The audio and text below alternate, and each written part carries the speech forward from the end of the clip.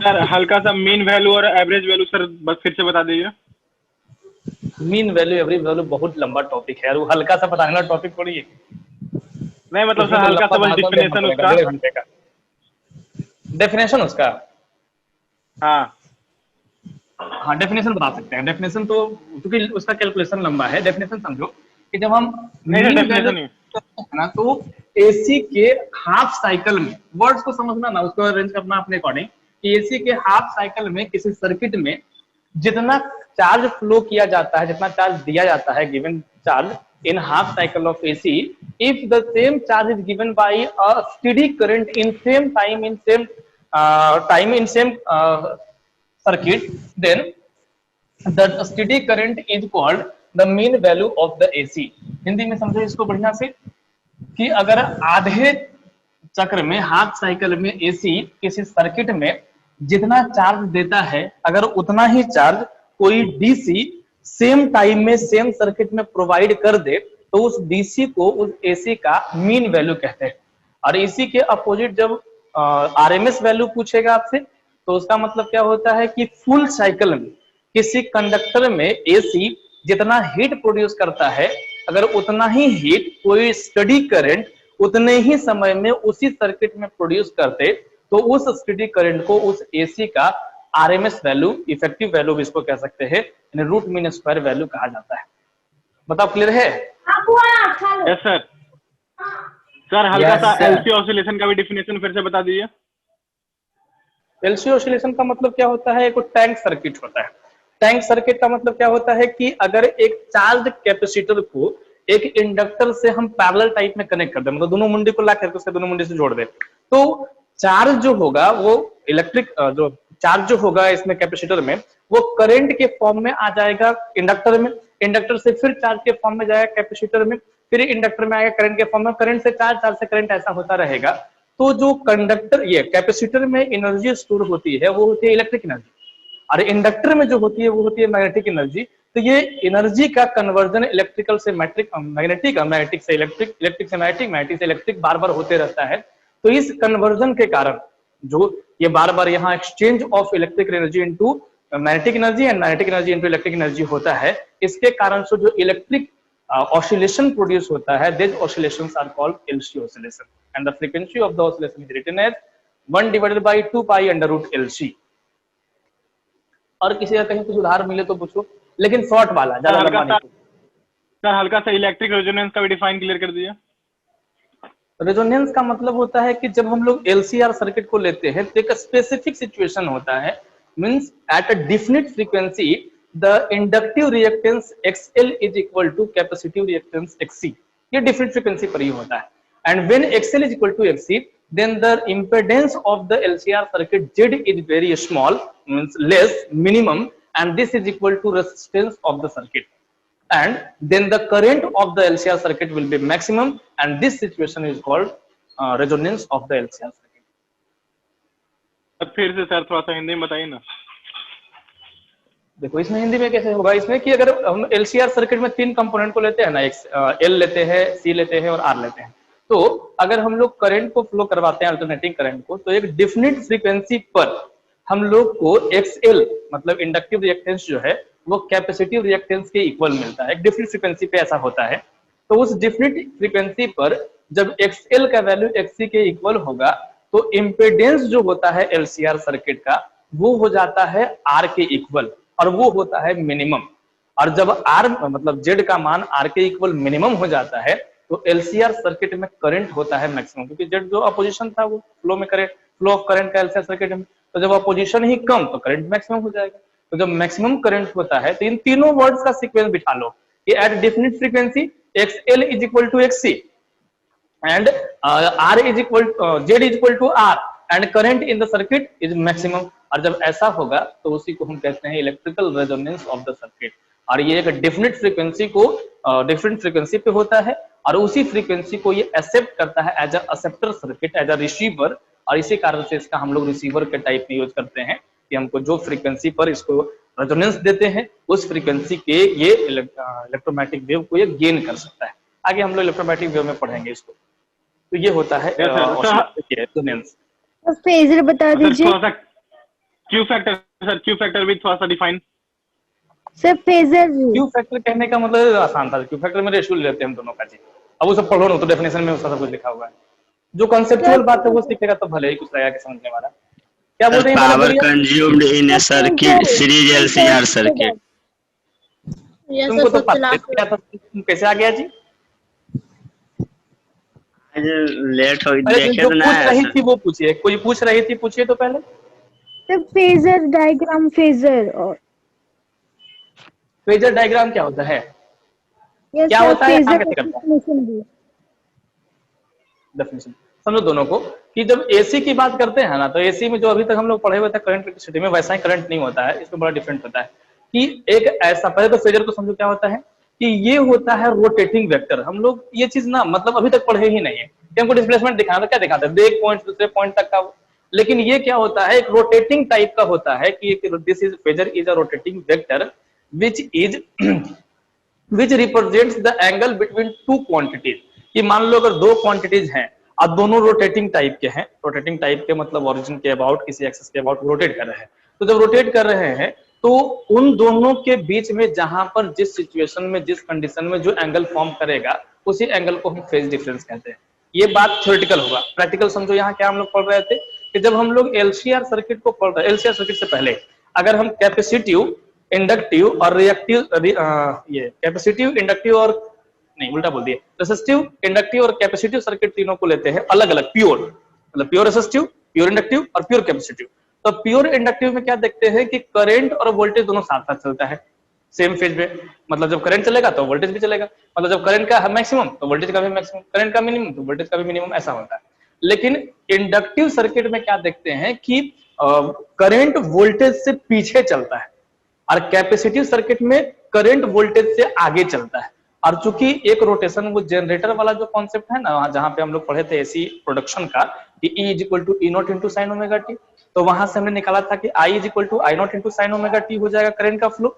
और जब बात वोल्टेज की करें, जब हम लोग मान लो किसी सोर्स से प्रोड्यूस किया अल्टरनेटिंग करंट, तो उसको यूज करना शुरू करेंगे। और जब यूज करना शुरू करेंगे तो यूज करते टाइम में जो उसमें करंट अगर हम ले रहे हैं, तो जब करंट उससे हम ले रहे हैं तो इसका मतलब वहां फिर वोल्टेज नहीं होगा, ईएमएफ नहीं होगा, फिर वो वोल्टेज हो जाएगा। और जब वोल्टेज हो जाएगा तो उस वोल्टेज वाले कंडीशन के लिए अगर हम कैपेसिटी और इंडक्टिव में देखते हैं, तो वोल्टेज करंट ना दोनों एक साथ नहीं चलता, दोनों रोटेटिंग है कि 0 degree, 90 degree, 180 degree, 270 degree, 360 degree में वो रोटेट कर रहा है। तो अगर वोल्टेज और करंट दोनों साथ साथ रोटेट करेगा तो फेज एंगल 0। लेकिन जब कैपेसिटी इंडक्टिव सर्किट को देखते हैं तो वोल्टेज चलता है आगे आगे और करंट उसके पीछे चलता है। देखो मेरा हाथ देखना कि ये ऐसे ऐसे चलता है कि ये वोल्टेज है, ये करंट है। और जब कैपेसिटी को लेते हैं तो उसमें वोल्ट करंट ही आगे चलता है, वोल्टेज उसके पीछे पीछे चलता है, ये रोटेट करता हुआ होता है। तो फेजर जो है वो वोल्टेज करंट दोनों के रोटेशन को रिप्रेजेंट करता है। जो जनरेटर का एक राउंड पूरा कर रहा था ना आर्मेचर, तो उसमें जो करंट और वोल्टेज प्रोड्यूस कर रहा था, तो उसी के करंट और वोल्टेज के साथ का रिलेशन दिखाते हैं हम कि दोनों साथ चलेगा, कि दोनों आगे चलेगा, कौन कौन पीछे चलेगा। तो इस चीज को रिप्रेजेंट करने के लिए, चूंकि वहां आर्मेचर के रोटेशन से एसी प्रोड्यूस होता है, और जो ये प्रोड्यूस होता है, इस प्रोडक्शन को अगर हम यूज करते हैं तो वहां हम लोग को चेंज होता हुआ मिलता है जरूरत के अकॉर्डिंग। इंडक्टर में, कैपेसिटर में, एलसीआर सर्किट में भेजते हैं, तो वहां वोल्टेज और करंट दोनों के बीच का जो एंगल फॉर्म होता है उस रोटेशन में, उसी एंगल को हम फेज एंगल कहते हैं या फेज डिफरेंस कहते हैं। समझ में आया अभी? बहुत भाषण दिए। यस। और कहीं कुछ हो तो निकालो।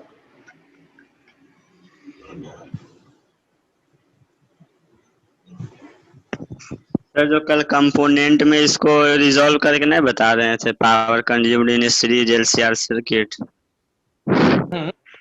वो वाला तो बोले थे कि पहले प्रूफ कर लेते हैं फिर अच्छा समझाएंगे, फिर लास्ट में डिस्कनेक्ट हो गया था, उसको एक बार फिर से कर दीजिए। तो काम हो ही गया था उसमें कि हम लोग तो उसमें निकाल रहे थे कि पावर कंज्यूम जो होता है, मेन तो हम बताए थे। अच्छा समझाना क्या है उसमें, तो समझाना है उसका मैथमेटिक्स।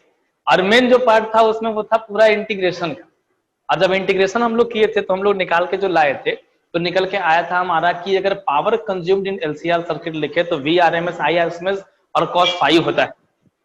तो cos फाई जो होता है वो हो गया वहां फैक्टर, पावर फैक्टर, और VRMS, IRMS हुआ वर्चुअल पावर, और जो P हुआ वो हुआ रियल पावर, ट्रू पावर। तो ट्रू पावर जो होता है वो virtual power into power factor दोनों के प्रोडक्ट के इक्वल होता है।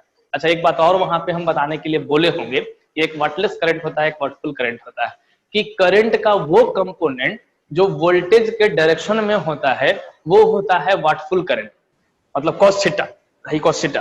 और करंट का वो कंपोनेंट जो वोल्टेज के परपेंडिकुलर होता है वो होता है वाटलेस करंट। और वो होता है, कैसे होता है जरा देखिए लो इसको। ठीक है, कुछ लोगों का लगता है बैंड बज रहा है,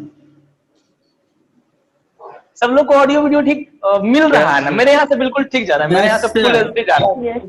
बाकी आप लोग बताओ कि आप लोग को मिल रहा है कि नहीं? सर पूरा ठीक है सर। सर पूरा एचडी हो गया सर, और एचडी हो गया है? सबका नहीं हो रहा है सर। क्या नहीं हो रहा है? आवाज आ रहा है सर, वीडियो भी रुक रहा है, कट कट के भी सबका नहीं हो रहा है। हम लोग बहुत दुख अब वीडियो भी पॉज हो रहा है सर। सर दुख समझिए सर, हम लोग नहीं, दुख नहीं समझेंगे सर। अच्छा, खुद ही थोड़ा सा सोच के देखिए कि लगभग 4 महीने से डेली आपके घर आकर के पढ़ा रहे हैं, कभी एक बार भी मन किया कि चाय नाश्ता के लिए पूछ ले, गुरुजी चाय पीजिएगा या नाश्ता कीजिएगा? कुछ नहीं। तो किसी किसी दिन तो बदला लेंगे ही ना।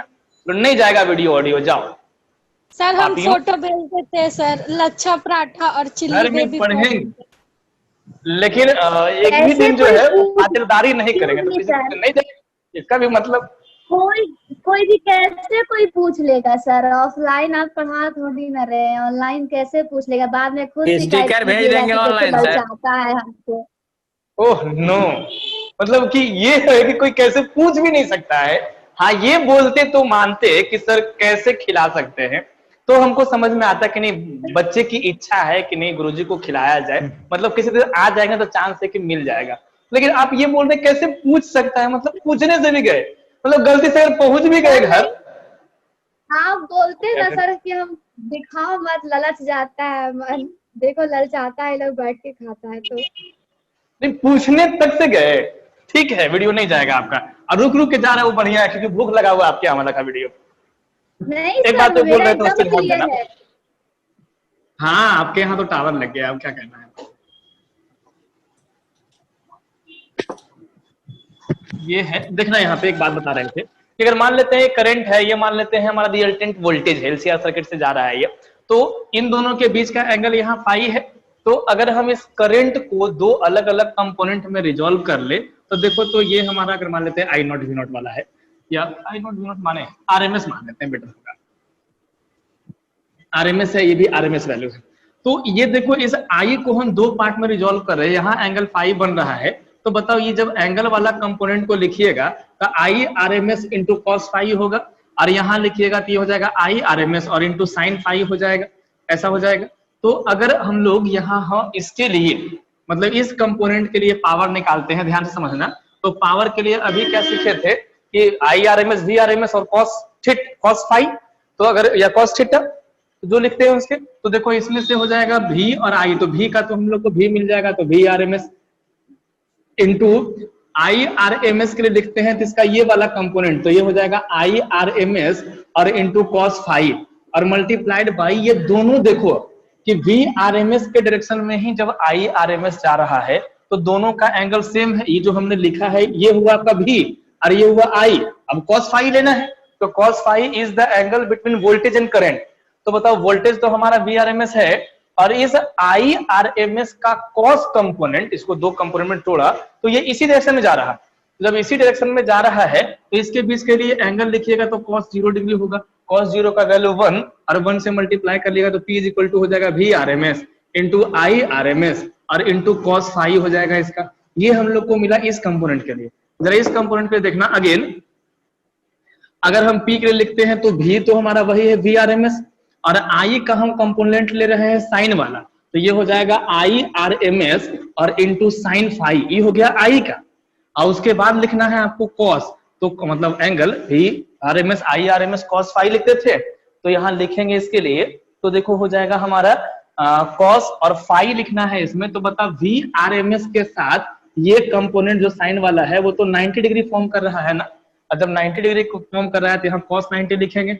सबको याद है cos 90 0, तो power P is equal to लिखेंगे तो हम लोग क्या मिल जाएगा 0। मतलब आई ये साइन कंपोनेंट के कारण हम लोग को कोई पावर लॉस नहीं होता, लेकिन कॉस कंपोनेंट के कारण हम लोग को पावर लॉस होता हुआ मिलता है। तो जिसमें पावर कंज्यूम होता है वो होता है व्हाटफुल करंट, और जिसमें पावर कंज्यूम ही नहीं होगा वो होता है व्हाटलेस करंट। तो अगर आपसे पूछ दे कि in the given which is wattful current और विच इज व्हाटलेस करंट, तो आप ध्यान रखना कि कॉस कंपोनेंट जो है वो व्हाटफुल करंट होता है और कोसाइन कंपोनेंट जो करंट का होता है वो व्हाटलेस करंट होता है। याद रह जाएगा? Yes sir. Yes sir. ऐसे कुछ पूछना नहीं चाहिए, लेकिन अगर पूछ दिया तो आप ध्यान रखना कि कॉस कंपोनेंट जो है जिसमें पावर कंज्यूम होता है तो वो व्हाटफुल करंट, और जिसमें पावर कंज्यूम नहीं होता है वो होता है व्हाटलेस करंट। तो हमारा सिलेबस चैप्टर कंप्लीट हो गया था और वहां तक का सिलेबस भी कंप्लीट हो गया था।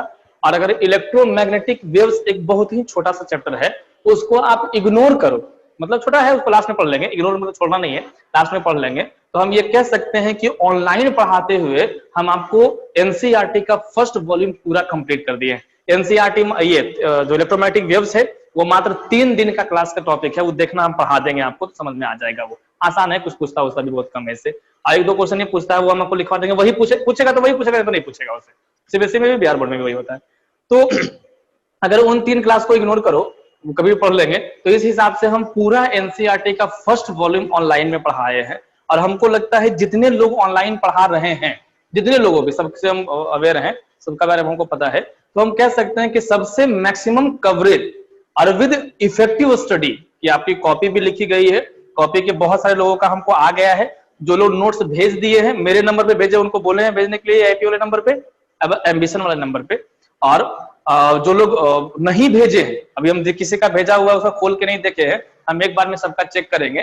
तो जिनका नहीं भेजा हुआ है वो कब का डेट दिया था, 23 तारीख ना, शाम रात तक का, तो कल रात तक जो है, कल 12 बजे तक हर हाल में 7 नंबर चैप्टर तक पूरा भेज करके, और आप भी एकदम इंडिपेंडेंट फ्री हो जाइए टेंशन से, और हम भी हो जाएंगे। और हम कह सकते हैं कि यहाँ तक का एकदम बेस्ट और एकदम पूरा क्लियर स्टडी किया हुआ है। और आपको क्या करना होगा कि बस एक बार जो है रिवीजन बीच में कर लीजिएगा, जब दिवाली वाला टाइम रहेगा ना, दिवाली छठ वाला, तो उस टाइम में एक बार पूरा का रिवीजन कर लीजिएगा। और कोशिश करिएगा जो जो इंपॉर्टेंट टॉपिक है, जहां जहां हमने बीबीआई बताया आपको और लेंदी वाला है, तो वो वाला जो है उसको रिटर्न प्रैक्टिस कर लें। बीबीआई जो लेंदी वाला है उसको, जैसे मीन वाला हो गया, एवरेज वाला हो गया, इन सबको भाई रिटर्न प्रैक्टिस करना पड़ेगा। आरएमएस वैल्यू को रिटर्न प्रैक्टिस करना होगा, गॉस थ्योरम को रिटर्न प्रैक्टिस करना होगा, किरचॉफ लॉ को रिटर्न प्रैक्टिस करना होगा, बायो-सावर्ट लॉ को रिटर्न प्रैक्टिस करना होगा। उसके बाद फिर electric field at the axial, equatorial and general points को रिटर्न प्रैक्टिस करना होगा। तो ये सारे टॉपिक को रिटर्न प्रैक्टिस, बाकी सबको पढ़ लीजिए और एक बार लास्ट में एग्जाम के टाइम में आप कर लीजिएगा। हम गारंटी देते हैं कि अगर कोई आपसे इंस्टेंटली पूछ दे कोई क्वेश्चन, तो शायद आप उसको आंसर ना कर पाओ, शायद, अगर ढंग से पढ़े हुए तो आंसर कर दीजिएगा, लेकिन जब वो एग्जाम में आएगा ना, तो आप उसको एकदम श्योर लिख दीजिएगा, आपको कोई दिक्कत नहीं होगा एग्जाम में। बस यही होता है ना कि जब आप पे प्रेशर होता है ना, तो दिमाग जरूरत से ज्यादा काम करता है। ये चीज एक्सपीरियंस किए होंगे 10th वाला एग्जाम में, याद है किसी को? यस सर, याद है। यस सर, बहुत शुरू में क्वेश्चन पढ़े एकदम माइंड ब्लैंक हो गया, ऐसा कि देखा एक भी क्वेश्चन दिमाग में आ ही नहीं रहा, अरे ये क्या हो गया। उसके बाद जैसे ही एक क्वेश्चन पे थोड़ा हिम्मत करके लिखना स्टार्ट किया, उसके बाद तो फिर क्या हुआ, जब लास्ट का लगभग 45 मिनट जब बचता है, 45 मिनट, 1 घंटा लास्ट वाला में 45 मिनट जब बचता है, तो उसके बाद पता नहीं दिमाग में कौन सी मेंटोस वाली बत्ती जलती है कि इतनी रफ्तार और इतना सही लिखाता है वो। मतलब देखो, ऐसा नहीं कि आप एकदम एग्जैक्टली वही लिखो, लेकिन चीजें अपने आप होती है और लिखा ही जाता है। और लास्ट के 1 घंटे में, लास्ट के आधे घंटे में जितना लिखता है ना स्टूडेंट, उतना शुरू के 2 घंटे में भी नहीं लिख पाता है। ये आपने खुद एक्सपीरियंस किया होगा। क्या सही कह रहे हैं ना? एकदम सही बोले सर। सही में कोई ऐसा है जो एकदम लास्ट में पूरा एग्जाम में निकाला हो कि शुरू का 1 घंटा पूरा मतलब बर्बाद, बीच का 1 घंटा जो है उसमें थोड़ा बहुत लिखा है, 1-2 क्वेश्चन 3 क्वेश्चन लिखा, और जब 2 घंटा खत्म हुआ तब याद आया कि अरे हमको तो परीक्षा देना है बढ़िया से, हम तो और 1 लास्ट घंटे के में 1 लिखे घंटे थे। में पूरा का पूरा एग्जाम कंप्लीट कर दिया। बोर्ड एग्जाम है सर, स्कूल का एग्जाम में हुआ है सर, स्कूल का एग्जाम में। बोर्ड वाले में किसी से हुआ?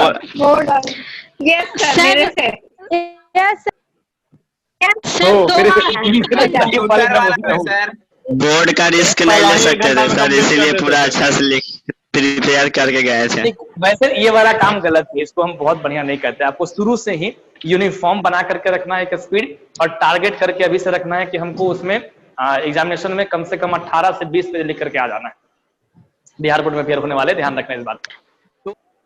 सर बिहार बोर्ड ऐसा नहीं लग रहा है कि परीक्षा में अभी बहुत टाइम है और हम लोग ट्रेनिंग के लिए बहुत टाइम दे सकते हैं आगे। कोरोना भी है सर, कुछ भी हो सकता है। कोरोना तो नहीं है, बालक की तो देहाती से बोल रहे हैं कोरोना है, हम लोग तो बोले कोरोना है।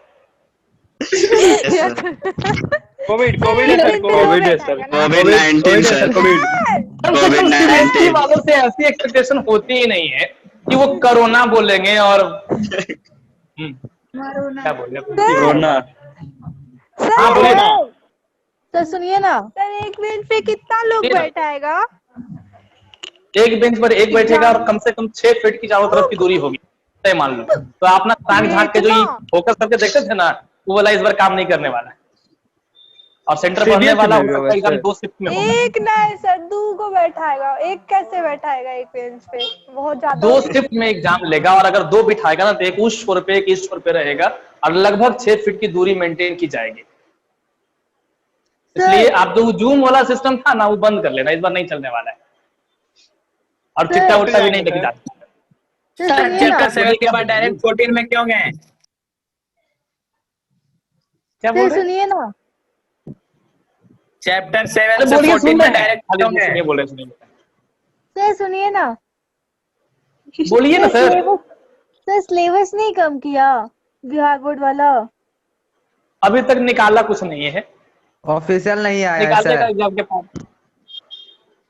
सर कब तक निकालेगा? ये कुछ बोल रहा था 14 में क्यों चले गए, कौन बोल रहे थे जी? बोलिए। यस सर, हम पूछ रहे थे। मीटिंग हाँ, ओवर क्या होगा। बोल रहे हैं कि 14 में क्यों चले गए? 7 से 14 में डायरेक्ट चले गए। वो थोड़ा सा कुदकने का मन किया, बहुत दिन तक शांति से चल रहे थे, मन के थोड़ा छलांग मारा जाए तो इसीलिए थोड़ा उछल गए। अब बताते हैं क्यों गए। इसके बाद हम लोग को जो पढ़ना है, फर्स्ट वॉल्यूम कंप्लीट हुआ तो सेकंड वॉल्यूम जो हम लोग का स्टार्ट होता है वो है ऑप्टिक्स।